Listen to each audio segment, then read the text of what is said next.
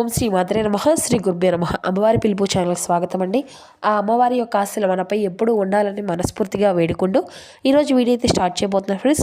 మరి ఈరోజు వీడియోలో అమ్మవారి పిలుపు ద్వారా మనకు అందబోయేటువంటి సందేశం ఏమిటి అంటే, బిడ్డ, నీ యొక్క పరీక్షా కాలము అనేది ఇక ముగిసిపోబోతుంది. కాబట్టి ఆలస్యం చేయకుండా ఈరోజు నీ తల్లి చెప్పేటువంటి మాటలను నీవు తెలుసుకోబోతున్నావు కదా. నీ తల్లి దేని గురించి నీకు చెప్పాలి అని చూస్తున్నారో, నీవు దేని గురించి అయితే ఇన్ని రోజులు నీవు వేచి ఉన్నావో, తప్పకుండా ఈ యొక్క సందేశం ద్వారా నీకు ఒక మంచి పరమార్థము అనేది దొరుకుతుంది. తెలుసుకుంటావు కదా. మరి ఆ అమ్మవారు మనకు తెలియజేయాలి అనుకున్నటువంటి ఈ సందేశంలో పరమార్థాన్ని అయితే మనం తప్పకుండా తెలుసుకుందామండి.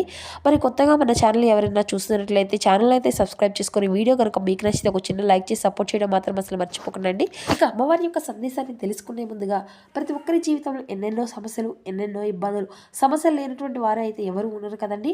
మరి అటువంటి వారి అందరికీ కూడా శ్రీ వారాహి అమ్మవారి యొక్క దివ్య ఆశీస్సులతో జ్యోతిష్యం చెప్పబడండి గురువు గారు సుబ్రహ్మణ్యం రాజు గారు. మనం ఎక్కడ ఉన్నా, ఎటువంటి దూర ప్రాంతాల్లో ఉన్నా కూడా మన యొక్క గురువు గారిని అయితే ఒక చిన్న ఫోన్ కాల్ ద్వారానే కాంటాక్ట్ అవ్వచ్చండి. గురువుగారి యొక్క కాంటాక్ట్ నెంబర్ వచ్చేసి 7075662225. అది మీకు మీ యొక్క సమస్య అనేది, మీ యొక్క ముఖ కవళికలు, ఫోటో చేయి, గోత్రం ఆధారితంగానే మీ యొక్క సమస్యకు తగిన పరిష్కార మార్గాన్ని మన యొక్క గురువు గారు ఒక చిన్న ఫోన్ కాల్ ద్వారానే మీకు అయితే చెప్పగలుగుతారండి.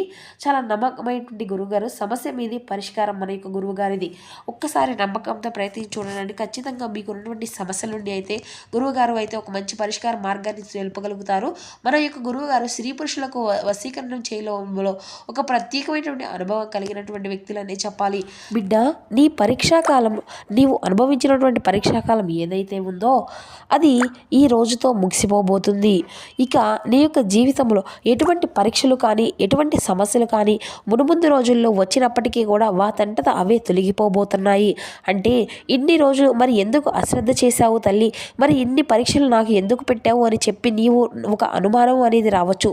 చూడు, ఎన్నోసార్లు చెప్తూ వచ్చాను కదా, ఈ యొక్క కర్మ ఫలితాలు అనేవి అనుభవించక తప్పదని.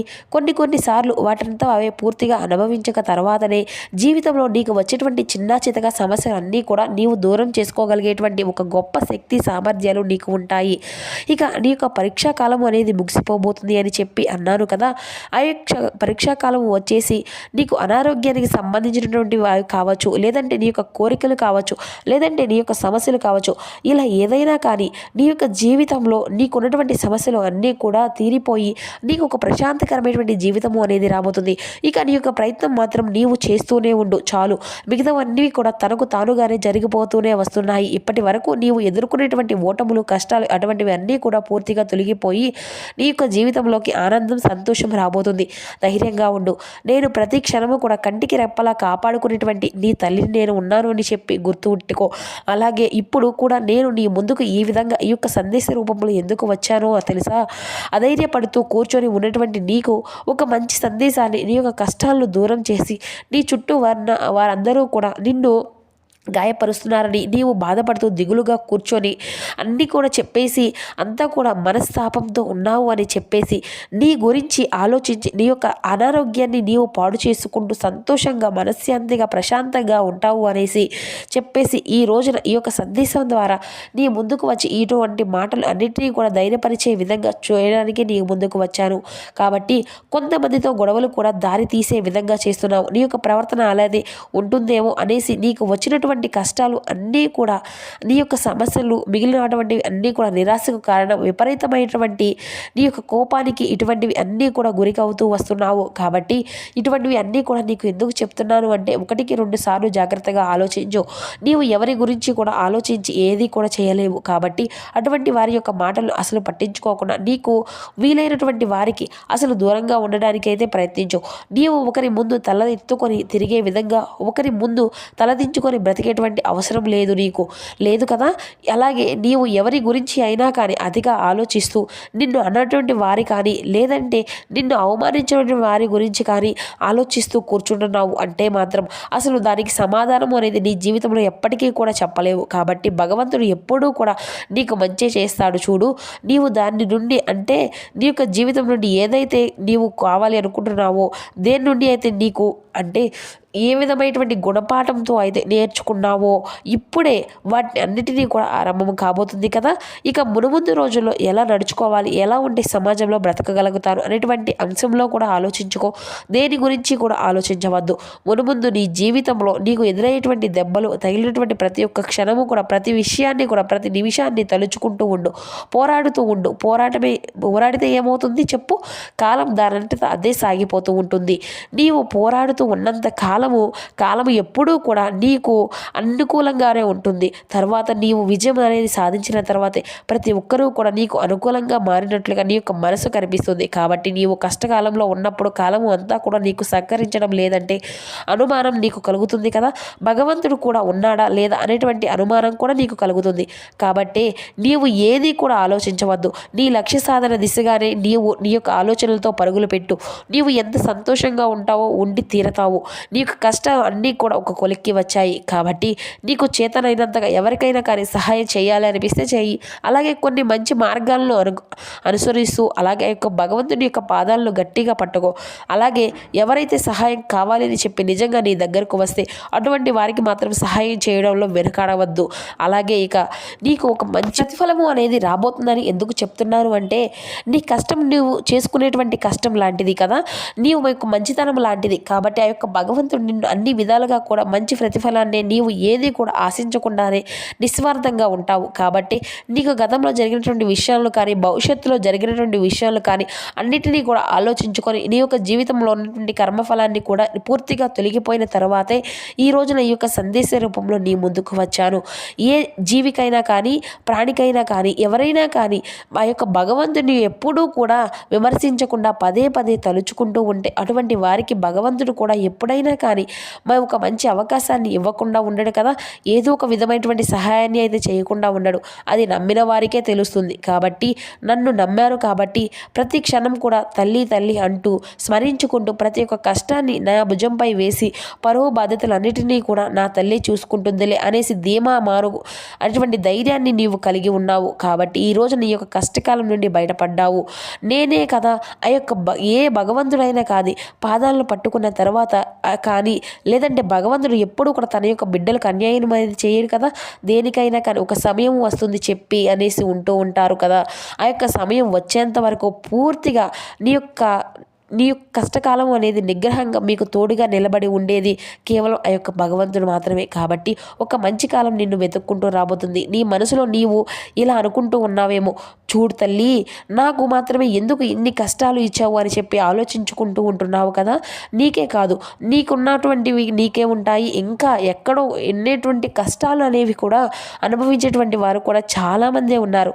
అలాగే నిన్ను కష్టపెడుతూ ఉంటే నీ తల్లి చూస్తూ ఉండాలి అని ఎప్పుడు కూడా ఉంటుంది అనేసి అర్థం. నీ యొక్క మనసులో ఏదైతే ఉందో, లేదంటే ఉన్నా లేకున్నా కానీ ఒకటి అయితే నీకు అనుకుంటున్నావంటే అది అంత సులభంగా దొరికితే ఇక అర్థం ఏముంటుంది చెప్పు. దేనికైనా కానీ కష్టపడాలి కదా, కష్టే ఫలి అంటారు.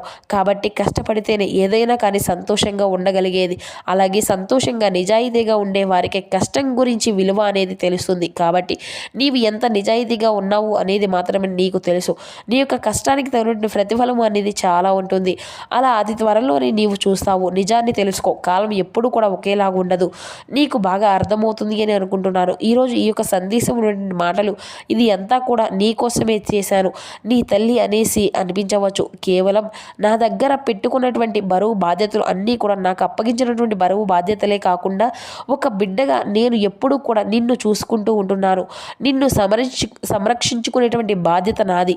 కాబట్టి ఒక కోరిక అనేది నెరవేర్చుతుందో లేదో, లేదంటే ఒక సమస్య అనేది తీరుతుందో లేదో ఎప్పుడూ కూడా నిరాశ అనేది చెందవద్దు. నీ తల్లి కోరికలు నెరవేర్చాలో చెప్పు, ఎంతమంది జీవితాలను చక్కబట్టాలో చెప్పు. కాబట్టి కొన్నిసార్లు ఆలస్యం అనేది జరిగిపోతూ ఉంటుంది.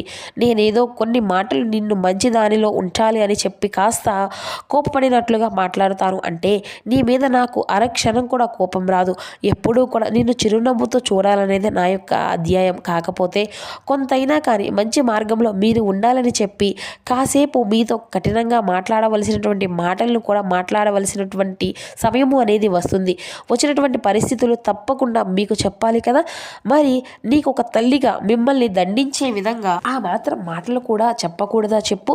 కాబట్టి ఒక్క తల్లిలాగా మారి బాగోగులు అన్నీ కూడా చూసుకోవలసినటువంటి బాధ్యత నాపై మోపావు. కాబట్టి నీ యొక్క ఆలోచనలు, నీ యొక్క మనసులో ఉండేటువంటి వ్యతిరేకమైనటువంటి ఆలోచనలు, సంఘర్షణలు, ఇటువంటివి అన్నీ కూడా నీ జీవితంలో నీ కోసమే కదా. ఇటువంటివి అన్నీ కూడా నీవు చేయకూడదు అని చెప్పేసి నీకు పదే పదే చెప్తున్నారు.